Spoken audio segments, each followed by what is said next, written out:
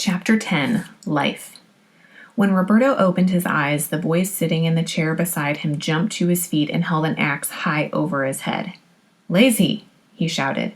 Roberto immediately lifted both hands. The boy stamped his feet and jabbered something long and incomprehensible.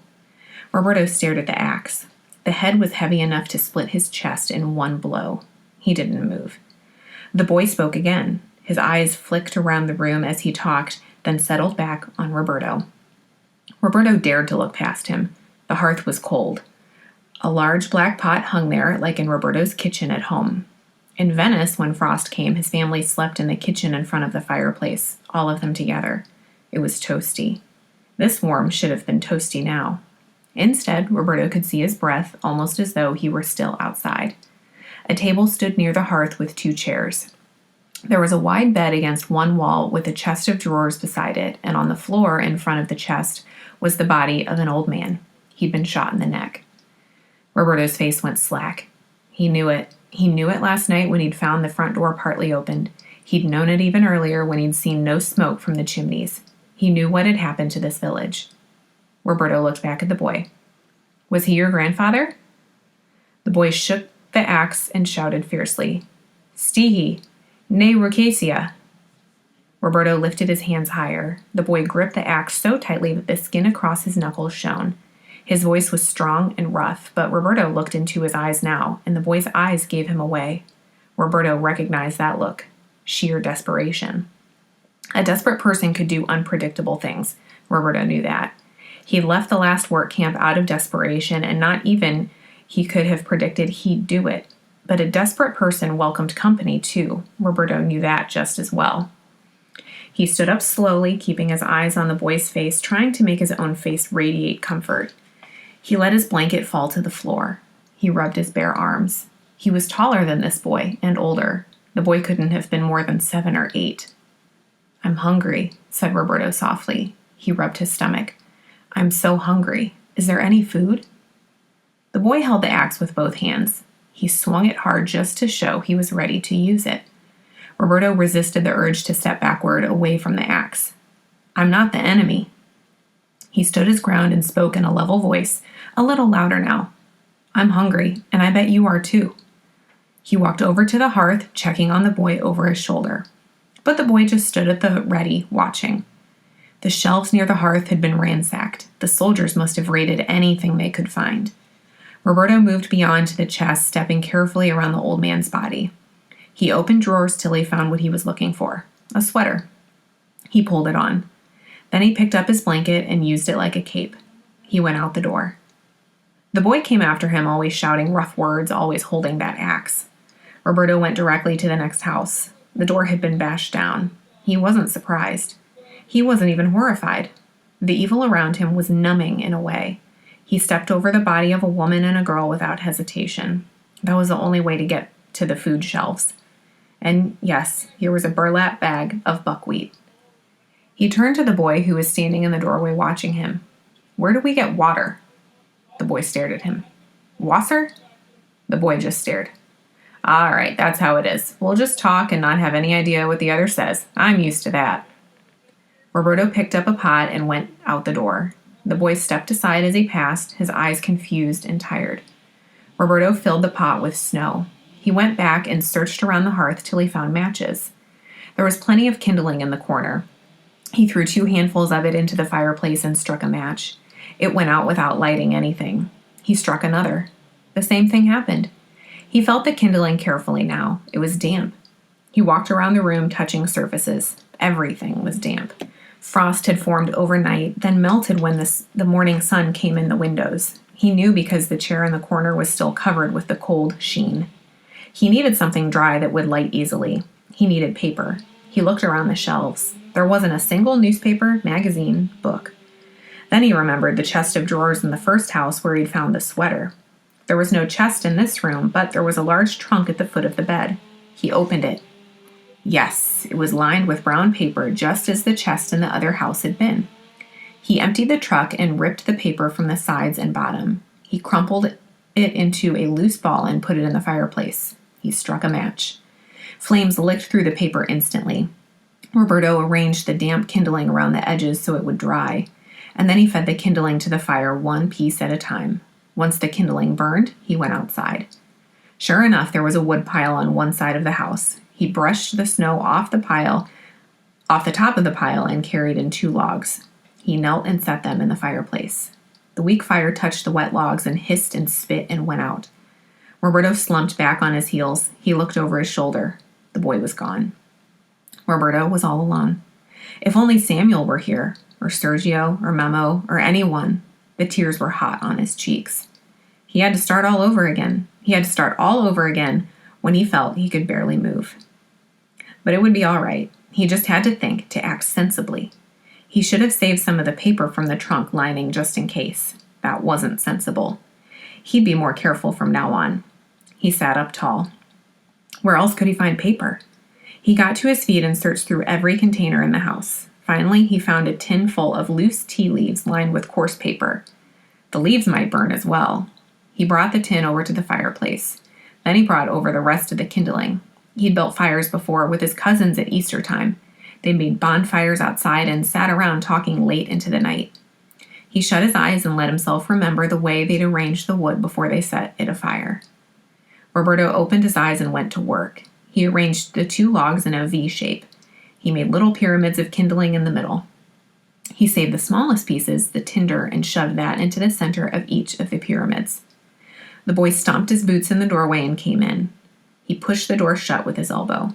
The axe was tucked under one arm, but both forearms were piled high with kindling. He dropped the load on the floor by Roberto. Roberto looked up at him. "Good work, thanks." He nodded. Then he ripped the paper from the tea tin down the middle. He crumpled half and put it aside on one kindling of the pyramids.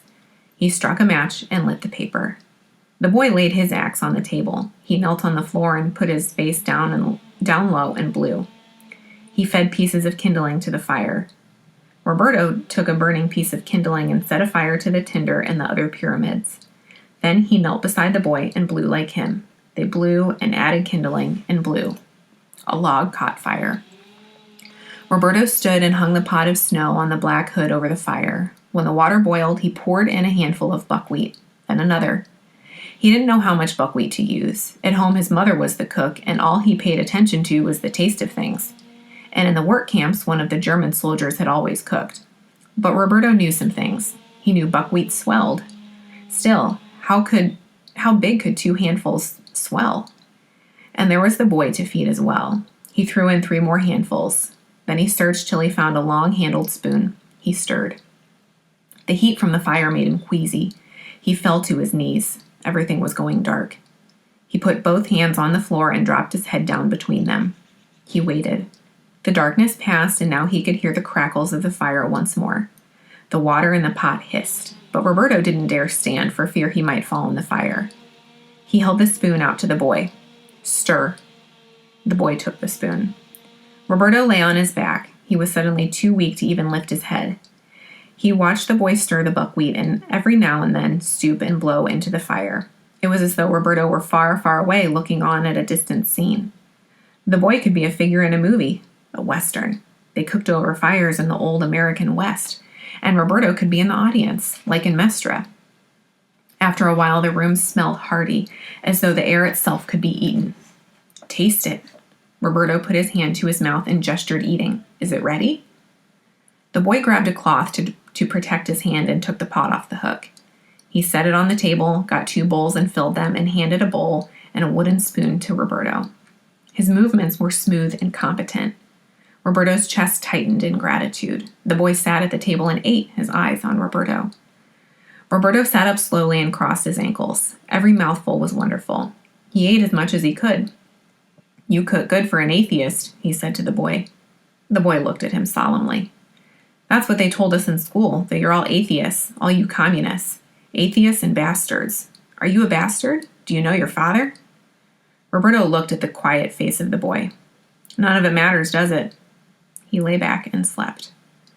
When he woke up, the boy was sitting in the chair asleep, his head and arms on the table. Roberto ate the rest of his buckwheat. He stood up and looked in the pot. The boy had finished it off. Roberto went outside and filled the pot with snow again. He came back in and cooked another pot of buckwheat. The boy woke. I'm still hungry. How about you? Roberto stirred the buckwheat. Is there anyone else alive in this village? The boy watched Roberto. The axe lay across his knees. You've given up trying to talk to me, huh? That's too bad. I'd like to hear your voice. Roberto filled both bowls and sat opposite the boy at the table. He ate. The boy finished his buckwheat and went to a wooden box in the corner. He opened it and brought a bottle of vodka to the table. Roberto shook his head. No thanks, he smiled. Then he laughed. You don't drink that, do you?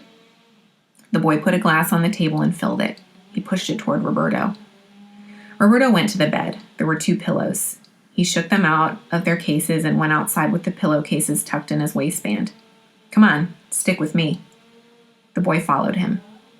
They went from house to house. In one house they found a cage with a pair of canaries, and the birds were somehow still alive. Roberto marveled at finding the yellow birds here. He knew they were native to Germany because a friend of his mother's had a pair. The people of this house must have gotten them before the war started. Roberto picked up the heavy bag of birdseed under the cage. He opened the cage door and scattered seeds all around the bottom. He hooked the door so that it stayed open. Then he scattered seeds around the house on every surface. He filled all of the containers he could find with snow and left them in front of the window where the sun might melt them. He and the boy went outside. Good luck, he called back into the room. Then he closed the front door to the house tight behind him. In another house, they found a hungry dog skulking in the corner. It whined. But when Roberto called to it and stepped forward, it growled and raised a ridge of hair along its back. So far, the dog hadn't attacked the human bodies on the floor, but then it had probably only been a day since the soldiers had killed them. Soon enough, the dog would decide the bodies were meat. Roberto backed away carefully, leaving the door ajar. The cat that he'd seen the night before had hidden somewhere. Roberto called for it, but it never came.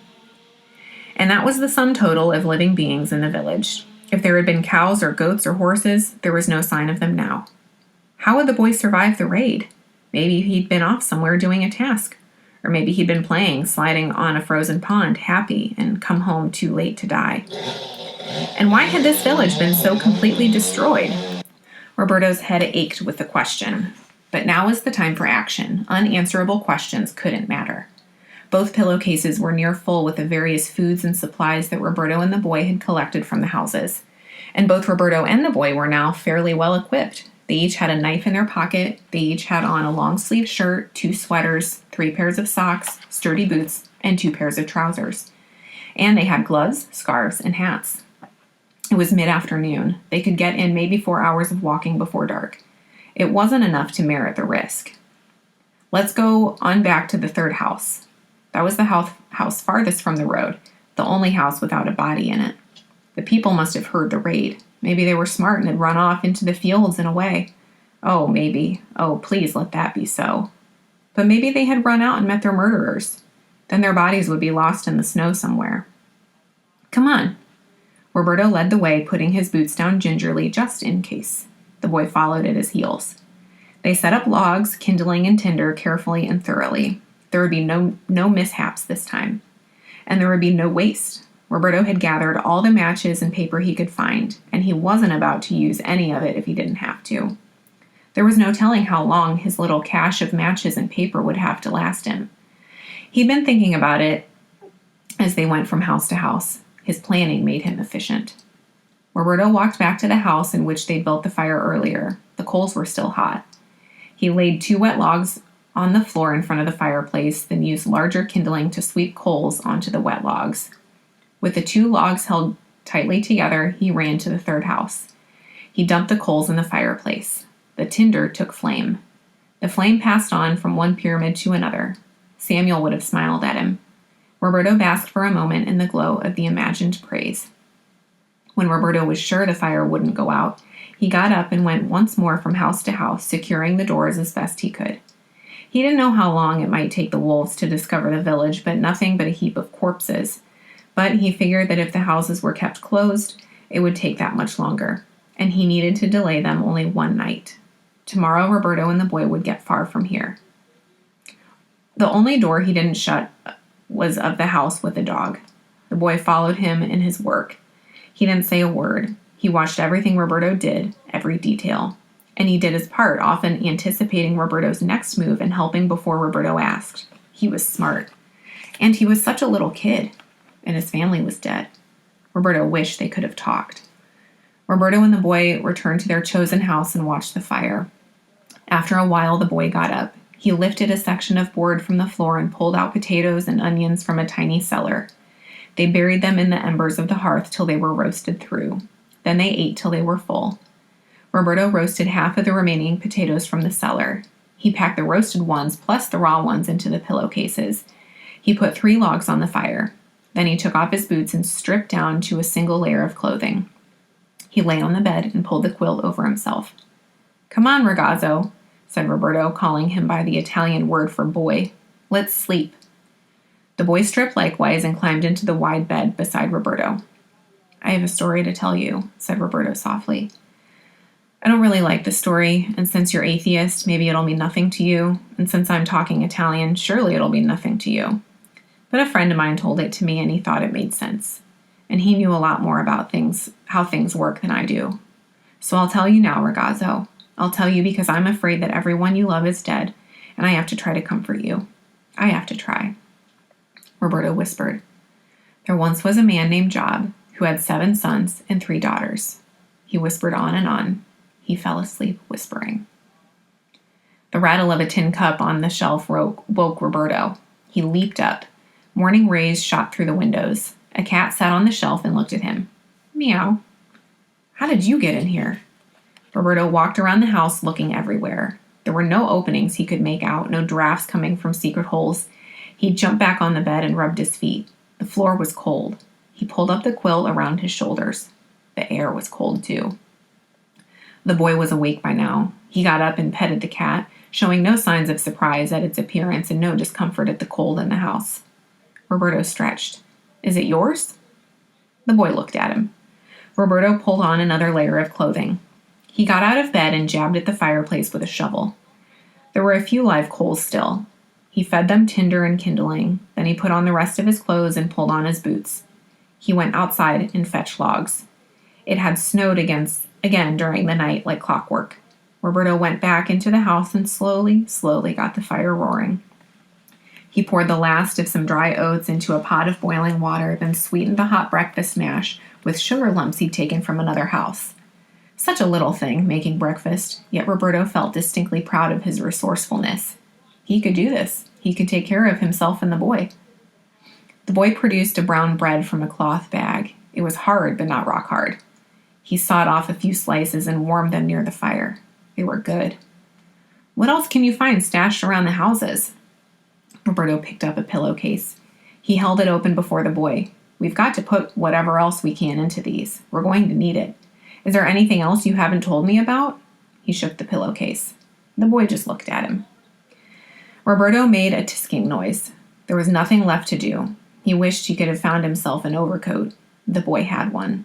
But there were none left in any of the houses, none except children's, which were too small for Roberto. The soldiers must have taken them. Probably the Italian soldiers. Roberto took one last look around the room. He picked up 2 tin cups and put them into the pillowcases. Then he tied the top of each case closed. He handed the lighter to the boy. "Come on." They walked outside. The new snow had covered their footprints from the searchings yesterday, but it had also covered the soldiers' footprints so that Roberto couldn't follow their trail anymore. That was okay. They'd just go south, and if they met any obstacles, they'd go west. He walked ahead on out of town. The boy stopped. He yanked on Roberto's arm urgently. Then he handed Roberto his pillowcase and ran back toward the houses. "Stop!" called Roberto. He dropped both pillowcases and ran after the boy.